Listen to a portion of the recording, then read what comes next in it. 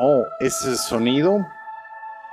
Sí, querido público, esos son los tambores de guerra retumbando más fuerte que nunca en el Golfo Pérsico. Desde la invasión de Irak por Estados Unidos en 2003, Washington ha inundado la región con todo el equipo militar que ha podido enviar, lo cual, como era de esperarse, es una cantidad enorme. Pero si alguien espera una repetición completa de 2003 con algunas botas en el terreno, una invasión y ocupación estándar, probablemente se va a decepcionar, por lo que no incluye el despliegue, es decir, ninguna fuerza terrestre. Washington quiere lograr sus objetivos en Irán usando un enfoque aéreo y marítimo.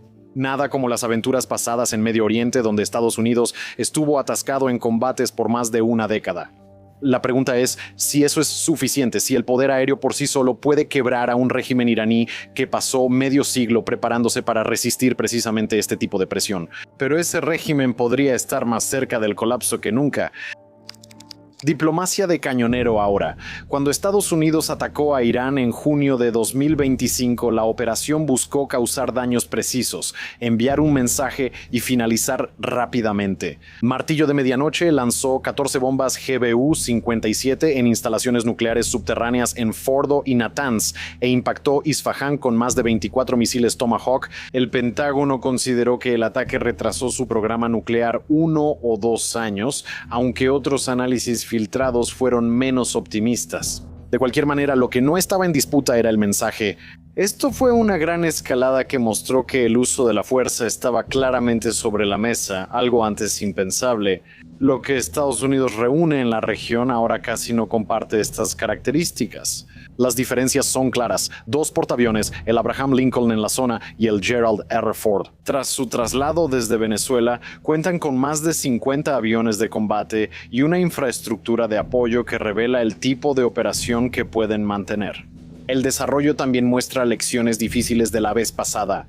En la guerra de junio, Irán lanzó más de 12 misiles contra la base Al-Udeid en Qatar y las baterías Patriot de Estados Unidos, y Qatar interceptaron la mayoría. Trump, de manera bastante característica, calificó la acción como una respuesta muy débil, pero uno sí logró atravesar la condescendencia del presidente. La rápida reducción de interceptores en Estados Unidos preocupó a los planificadores. Washington ha colocado sus sistemas antimisiles más avanzados en la región para enfrentar posibles represalias.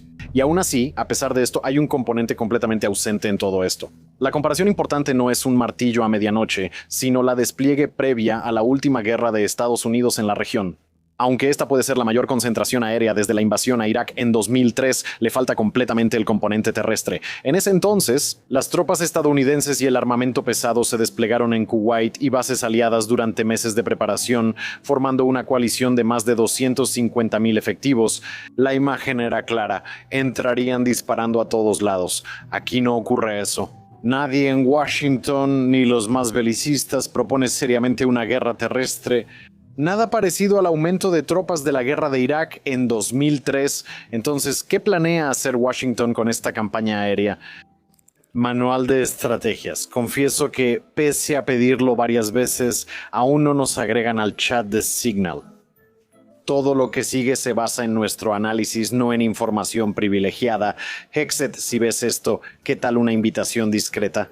Sabes que quieres hacerlo. Ahora, chat de Signal o sin chat de Signal, haremos nuestro mejor esfuerzo para evaluar las opciones aquí. Trump afirmó que decidirá su próximo paso en 10 días o 2 semanas y agregó que EU logrará un acuerdo o será desafortunado para ellos. Él ha dicho claramente que preferiría un cambio total de régimen y que un nuevo gobierno sería lo mejor para Irán. Pero también ha estado intentando encontrar una vía diplomática en lugar de una acción militar. Esto no es exactamente una negociación en la que todos nos sentemos y lleguemos a un compromiso. Más bien, el enfoque de Washington ha consistido en gran parte en «ríndanse, vamos a bombardearlos hasta hacerlos mierda». Pero un artículo del Wall Street Journal publicado ese mismo día reveló que las deliberaciones internas de la administración no se basan en una simple elección entre la diplomacia y una campaña de cambio de régimen a gran escala. Los principales asesores le han estado presentando a Trump opciones que empiezan de manera modesta y van aumentando gradualmente. En un ataque inicial, se atacarían ciertos sitios militares o gubernamentales como primer aviso. ¿Y si Teherán sigue sin cumplir? Luego, los ataques aumentarían hasta volverse una campaña sostenida de semanas contra instalaciones del régimen, que es para lo que está hecho este despliegue. Pero la administración sí tiene un referente reciente de cómo le gustaría que se desarrollara esto, aunque la comparación solo llega hasta cierto punto, no es una analogía perfecta ni de cerca. Venezuela influye mucho en esta operación, sobre todo si la situación se intensifica. Fuerzas estadounidenses capturaron a Nicolás Maduro en una operación quirúrgica. Identificaron a Delcy Rodríguez, su vicepresidenta, como cooperativa y trabajaron dentro del régimen. En vez de derrocarlo, hasta ahora ha funcionado en parte. Rodríguez libera a casi 450 presos políticos por presión de Estados Unidos. Firmó una ley de amnistía que abarca casi 30 años de procesamientos políticos y abrió el sector petrolero de Venezuela como no se hacía desde la llegada de Chávez. Aunque no es como la caída del muro de Berlín, Rodríguez sigue siendo muy impopular y el país no parece estar en transición democrática. Esto es un verdadero avance, más específicamente, es un avance que se logró sin destituir al gobierno ya existente. La operación en Venezuela tuvo éxito, en gran parte porque era, al menos parcialmente, un régimen personalista en el que todo el Estado básicamente servía al capricho del tipo que estaba en la cima. Cuando Maduro se fue, Rodríguez no enfrentó mucha oposición para implementar los cambios que se habían realizado. Irán buscaba que, aunque el líder supremo tiene bastante poder, la Guardia Revolucionaria mantiene gran autonomía y no cederá fácilmente ante una toma hostil. El sistema iraní fue creado para impedir que los de línea dura pierdan el poder. Distribuye la autoridad entre múltiples instituciones superpuestas de manera que están diseñadas deliberadamente para que ninguna destitución individual pueda colapsar la estructura. Incluso el secretario de Estado, Marco Rubio, le dijo al Congreso, cito, «Nadie sabe, fin de la cita, quién tomaría el control en caso de un colapso del régimen». Aunque eso no inspira confianza en la planificación de Washington. Altos funcionarios del gobierno iraní han dado casi la misma advertencia, pero directamente al líder supremo, no al Congreso. Y mira, antes de que analicemos las grietas que están apareciendo en el régimen iraní, ¿necesitas tomar un breve descanso para hablar de algo un poco menos urgente y, con suerte, mucho más agradable?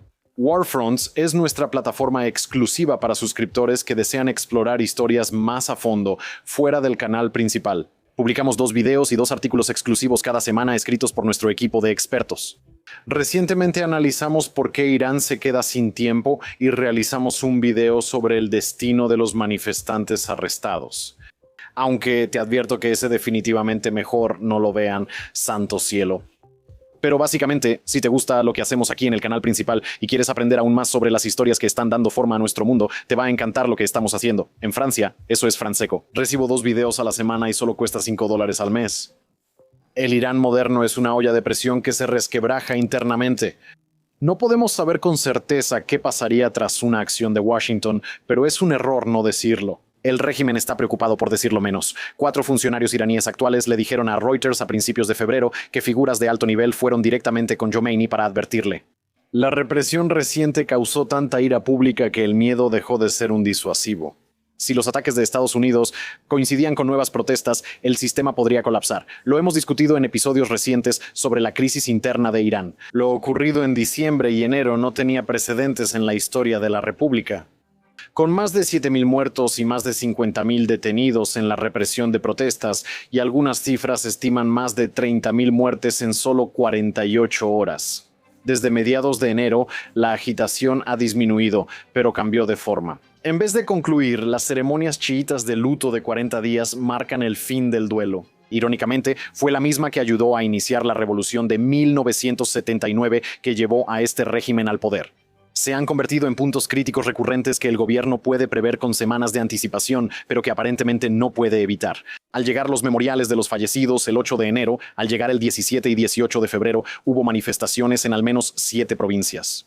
Fuerzas de seguridad dispararon a dolientes en Ilam y el sindicato de maestros de Irán declaró huelga nacional en solidaridad. En Abdanán, cientos salieron a las calles pese al apagón total de comunicaciones. Protestaron con bocinazos y cánticos contra el régimen hasta que las fuerzas de seguridad dispararon otra vez. Pero en lugar de abordar la inconformidad que alimenta todo esto, el régimen ha dirigido su mira hacia su propia clase política. En la mayor purga de reformistas desde 2009, Azar Mansuri, líder del Frente Reformista y asesora de Hatami, fue arrestada en su casa por la inteligencia de la Guardia Revolucionaria este mes, tras condenar públicamente los asesinatos y rechazar la versión oficial de que eran alborotadores. Por otro lado, un exlegislador llamado Ali Shakur Erraad fue detenido unos días después, luego de que se filtrara una grabación en la que alegaba que las instituciones de seguridad habían inyectado deliberadamente violencia en la situación para dar legitimidad a su represión. Al menos 7 reformistas destacados fueron arrestados y otros 7 citados al tribunal. Los arrestos y ejecuciones de civiles han aumentado rápidamente. Tan solo entre el 14 y 17 de febrero al menos 58 prisioneros fueron ahorcados. Los juicios rápidos en tribunales revolucionarios ya comenzaron, sentenciando a muerte a los participantes del levantamiento de enero a un ritmo sin precedentes. Y tienen un largo historial de incluir a niños como objetivos. Washington, por su parte, parece estar interpretando este momento como algo que puede usar a su favor. Funcionarios de Estados Unidos dijeron al Wall Street Journal que introdujeron clandestinamente unas 6,000 terminales Starlink en Irán durante protestas, permitiendo a manifestantes eludir el apagón. Médicos informaron cifras de víctimas que eclipsaban que el conteo oficial. El régimen respondió con redadas y sanciones penales. La lógica que une esa operación con los grupos de portaaviones es simple: debilitar la infraestructura del régimen desde arriba y mantener conectada a la población desde abajo. Y confiar en que la combinación genere la presión interna que el poder aéreo solo nunca ha logrado.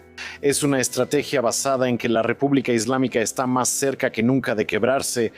Con la presión adecuada, quizá no sea necesario invadirla para que se desmorone. Sin embargo, que Washington ponga a prueba esa teoría depende de algo que ha recibido menos atención: el ultimátum. Pese a hablarse de un posible ataque de Estados Unidos a Irán. Un aspecto poco reconocido del enfoque de Trump ha sido su constante prioridad a la diplomacia. A menudo, para la visible frustración de Israel, que lo ha estado presionando todo el tiempo para que pase directamente a los ataques. No podemos culparte si no asocias la postura actual de Washington o a Donald Trump con el pacifismo. El hecho es que la administración ha decidido seguir dialogando. Cuando pudo haber comenzado a bombardear el año pasado, durante la guerra de 12 días entre Israel e Irán, fue la Casa Blanca la que presionó a Netanyahu para que detuviera sus bombardeos al país e insistió en que continuaran las negociaciones. Cuando Jerusalén no mostró entusiasmo, Trump se adelantó a ambos y declaró un alto al fuego y anunció públicamente en nombre de Israel que la campaña había terminado. Eso fue hace casi un año. Y el despliegue militar que ahora se cierne sobre estas negociaciones parece existir precisamente porque esa paciencia parece estar agotándose. Pero el acuerdo que Washington exige no se parece en nada al que Obama logró con Teherán en 2015, y las probabilidades de que se repita ese acuerdo son prácticamente nulas.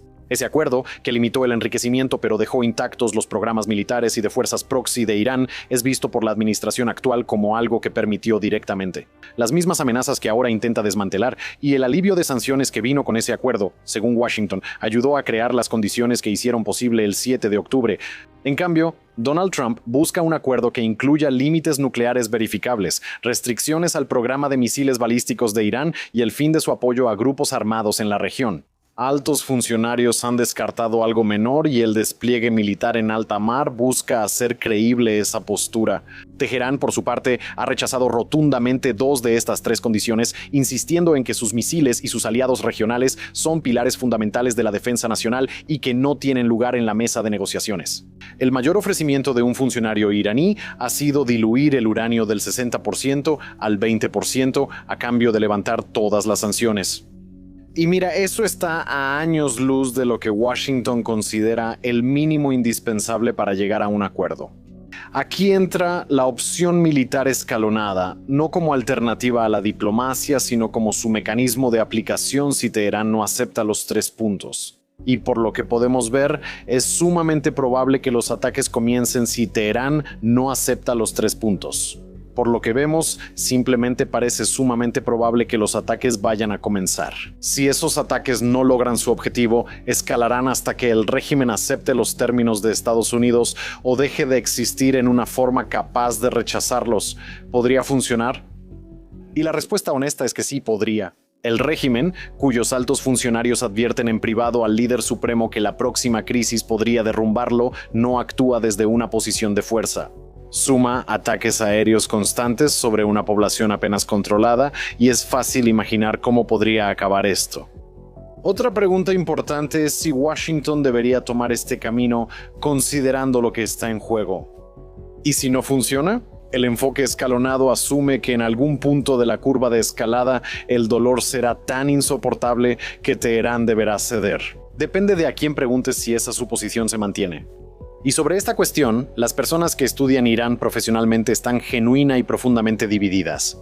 El argumento a favor de los ataques se basa en una lectura directa de lo documentado en este episodio. Irán está en su punto más débil y una acción militar sostenida podría finalmente quebrar un sistema que ya se tambalea bajo protestas masivas. Analistas de instituciones influyentes en Washington, D.C., como el Washington Institute y el American Enterprise Institute, sostienen que estas vulnerabilidades son una oportunidad única en una generación. Otros han argumentado que resistir solo funcionaría como un camino viable si fueran los Estados Unidos quienes cedieran primero, lo cual Irán parece creer que es una posibilidad real. Además, afirman que no cumplir con las amenazas. En esta etapa, dadas las claras expectativas que tanto Trump como Rubio han expuesto de manera consistente, convencería a Teherán de que puede desafiar a Washington indefinidamente. El bando opuesto. Expertos como los de Chatham House analizan la situación y concluyen distinto.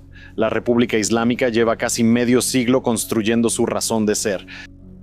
Enfrentarse a Washington, sin importar el costo para sus ciudadanos, y hay que reconocerlo, se han mantenido firmes todo el tiempo. Concesiones del nivel que Washington busca debilitarían todo esto justo cuando el régimen nunca ha tenido menos legitimidad ante el pueblo iraní. Estas no son solo objeciones teóricas. El primer mandato de Trump impuso las sanciones más severas con su campaña de máxima presión. Y no logró obtener ni una sola concesión significativa en ninguno de los 3 temas que volvieron a estar sobre la mesa. Sin embargo, el régimen casi con certeza está basando su enfoque en ese mismo manual. Debemos señalar lo distinta que es la situación aquí respecto al primer mandato de Trump.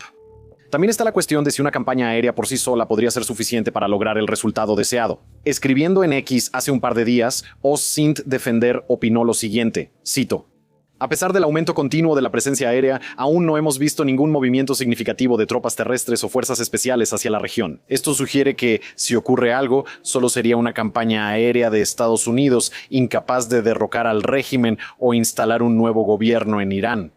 Fin de la cita. Y lo que podemos decir con certeza es que el statu quo en Irán ya está llegando a su fin. La única pregunta es cómo el régimen de hace una década, que presumía de una red de proxies funcional, una disuasión creíble y suficiente legitimidad interna para soportar disturbios periódicos, ya no existe. ¿Queda un gobierno que ha demostrado estar dispuesto a usar esa misma fuerza proxy en el país?